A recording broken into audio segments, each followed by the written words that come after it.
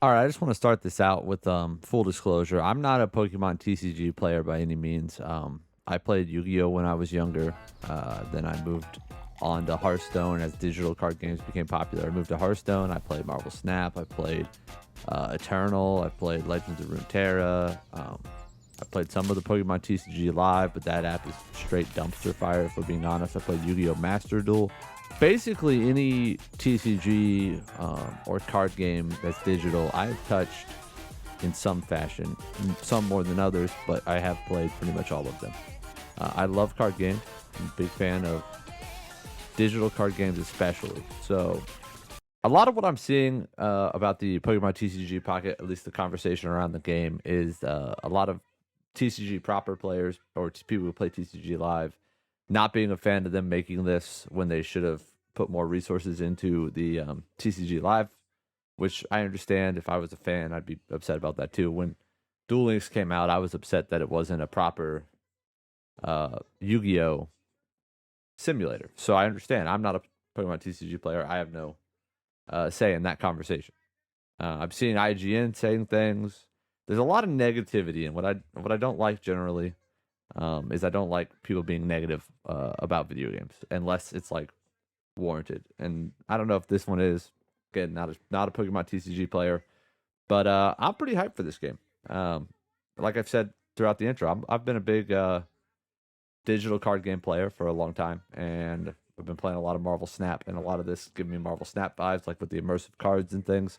So what we're gonna do today is we're gonna break down the announcement video, some screenshots, some zoomed in on some cards from Poke Beach has got a really good breakdown. We're gonna cover some of that stuff, and we're just gonna some of the things in the trailer, and we'll do a little speculation, but not too much, and then we'll make another video, maybe speculating on monetization and looking at other card games and how they monetize and what Pokemon TCG Pocket might be able to do. So strap in. We're gonna break some stuff down, and if you're a person who's hyped for this game, you're gonna want to see more coverage as things get announced, or you're gonna want to watch coverage or breakdowns once the game's actually out. Then subscribe to the channel. If you like this video, hit the like button, and I'll see you when we get into it. The first thing they show you is the actual pack opening animations. They show you him actually collecting the cards. If you count it out here, there are 5 cards per pack. This is the only time I think they actually show a full pack opening. You get 2 free packs a day, though. So 5 card packs, 2 free packs a day is essentially 1 full TCG pack every single day for free. It comes out to $1,460 free if you're a TCG player. The next thing they kind of show you is that there's going to be a trading feature in the game, which seems very cool. I don't know of a lot of digital card games that allow you to trade. They do put up this warning that it may not be available at launch. I assume they're trying to work out the details, like whether or not you need to be there in person or whether you could do it long distance. It's probably having problems with balancing because I could just sign into like make my wife get an account, make separate accounts, and then just trade myself all the cards and never spend any money. So now when we get into the actual battle system, this is where things get kind of interesting. So I'll zoom in here. One of the things you'll notice is that there's only 3 Pokemon on the bench as opposed to the standard games. I think it is 5. Another thing that you'll notice is that you don't actually have energy cards. And you'll see down at the bottom there's a timer. It says 1734. I don't know if that timer is counting up or counting down. We don't really know how long these will last. There's these points here. These are called like victory points or something. And they've gotten rid of the prize system, and instead they have this point system, which I'll show you how we know that in a minute. If you look at the energy situation here, it looks like you might just have like a counter. You can just move energy like 1 per turn or something. That's the way a lot of card games do it, where they just give you energy instead of having to try to draw them. The thing is, with a quick battle, you usually have shorter decks, like something in Duel Links where it's 20 instead of 40. Maybe this would be 30 instead of 60 in a Pokemon deck. I'm not sure. But I'll show you some cards here now that'll explain some of the things we know. And I got these off of Poke Beach, so shout out to Poke Beach. But if you look at the Moltres here, it's got this EX rule, which is when your Pokemon EX is knocked out, your opponent gets 2 points. And that's how we know that there's a 3-point system.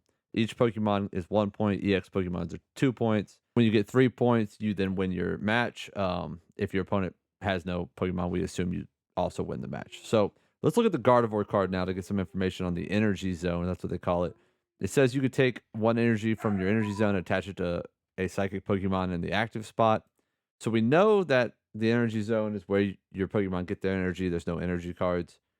My guess would be that you said, let's say it's a certain number of energy. Let's say it's 20, 25, whatever. You set what energy is in the energy zone prior to the match, like when you do deck creation, and then you're only going to have access to that many energy. And maybe there's ways to get more back or whatever, energy retrieval type things. But that's my guess on how the energy zone's actually going to work. It's all speculation. We don't really know, but that's what I think. Another thing that they point out on Poke Beach, if you zoom in on the cards, is they have weaknesses, but they don't have resistances. Now, personally, my take on this is that they want the games to be fast-paced. As they mentioned, it's a quick battle.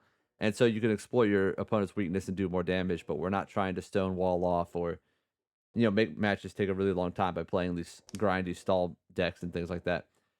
That's my take on it. What concerns me then is the timer saying 17 minutes. I was hoping these matches would be 6 or 7 minutes like a game of Marvel Snap and not 17 minutes, but we'll see. I just thought this was another important thing to point out.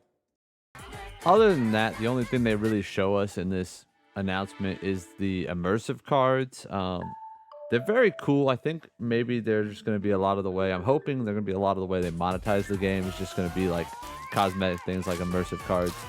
I'm extremely hyped for Pokemon TCG Pocket. We're not going to finish out the rest of the announcement because they don't really announce much other than it's coming in 2024 and they're very excited or whatever. So I'm excited. I'm hoping for things like a ranked mode. I'm hoping for a good competitive scene.